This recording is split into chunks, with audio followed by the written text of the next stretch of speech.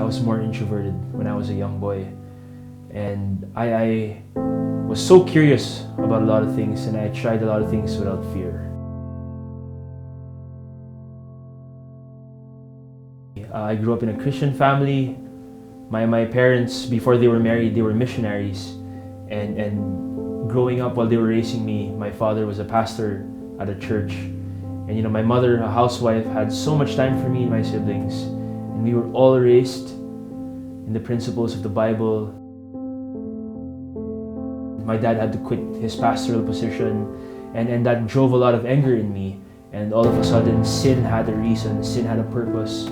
So when I was young, I think the first time I had smoked cigarettes and drank alcohol was at the age of 11.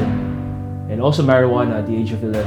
And I'd been taking a bunch of other drugs, katulad ng painkillers, katulad ng hallucinogens, katulad ng synthetics. And then eventually, pag-apak ko ng yesHEis, that's when I started taking crystal methamphetamine, or also known as shabu. And it just kept going on from then.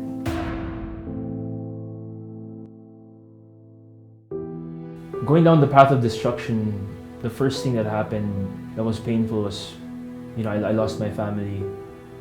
I lost my loved ones. I totally cut myself from them. Pati sa mga friends ko, humiwalay ako. So people who really, held me dear and held me close, I got cut off from them. And then I left everyone, and I just started relying on my own. And, life all of a sudden just got more and more violent. Dahil sa effect ng constant use ng drugs, dahil walang tulog, eventually I started seeing things which I would believe to be real. But according to my doctors, hindi raw pala sila totoo, and that would be painful for me. I would have fantasy worlds in my head, worlds that did not exist, but I'd believe for it to be real. And I'd always think na may humahabol sa akin, and I couldn't sleep at night. All of a sudden, I could not be seen anymore. And, if you withdraw yourself from the people you love, from the people who love you, you tend to end up with people who are more into your sin nature. So I started hanging out in slums. I started hanging out in crack houses, around people, who had nothing to lose, who had lost everything also, just as I had. So ngayon, naging parang downward spiral siya, and wala na akong patutunguhan ng panahon na yan. After some time, napagod na ako, with everything going on here. So I went to Europe, thought that maybe, hey, I could travel a bit, work, meet new people, get to experience new cultures, try new things. When I got to Europe, I was just the alcoholic I once was. I was into gambling, I was into women, and most of all, I was still into drugs and violence. I've never felt alone, I've never felt more afraid ever in my life than I was there. And then eventually I got sick. The first point of surrender in my life, in order for God to really work with me, was the time that I decided to leave my province. In my province, I just felt so safe. My family was very influential there. Akala ko I had an army behind me, and I had so much power. But a time came na sabi ko, sige, I'm gonna go home. So I went home to my family, and them just loving me. Like the prodigal son, that's what reminded me of how God could really work. And not just that, when my friends started loving me back, and when I came back to church, when even my church friends started loving me back and accepting me, no matter what I did, it's that feeling of love lang and acceptance, and no judgment. For me to really realize who He was again was really emptying me and stripping me off from everything nakala ko would define my life. At some point, I had power, I had money, I had all the women I could have. People feared me.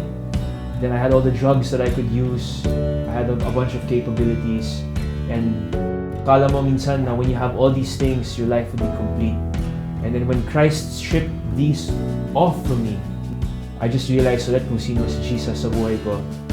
The thing na I had deep in my heart ever since I was a child, about God's love, about who He is. And He had to take all of those out, take all of those completely off from me in order for me to remember that. God had to work through me, God had to break me, God had to prune me. And after obedience and submission, and after just turning away and fighting, I find myself walking in this path right now in obedience to Him. God for me before was myself. I worshipped myself. I wanted people to do everything for me. I wanted the world to revolve around me. But after everything that has happened, and you come to this point when you realize that God is a person who loves you. God is a person who could not only allow you to go through all this, but deliver you from it. God to me is someone who just loves me so much that He gave me His only Son, who I could draw inspiration and strength from at the lowest of times and allow me to push forward. It's a beautiful journey.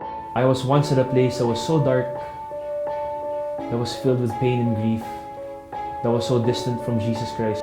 Life right now is as great as ever. There's still a lot of things that I have to work on.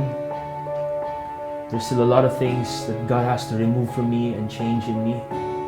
But it's beautiful because right now I can't depend on myself or on worldly and earthly things, but just depend totally on Him and surrender and walk in surrender and total obedience and deliverance to Him.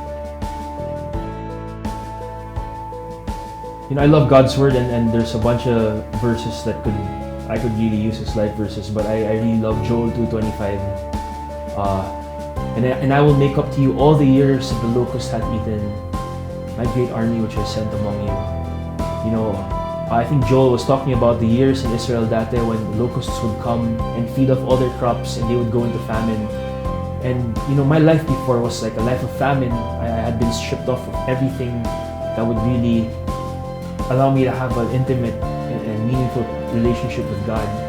And God will always promise us that no matter how much the locusts will eat in our lives, He'll restore all of that through His great army. He'll restore all of that through His love.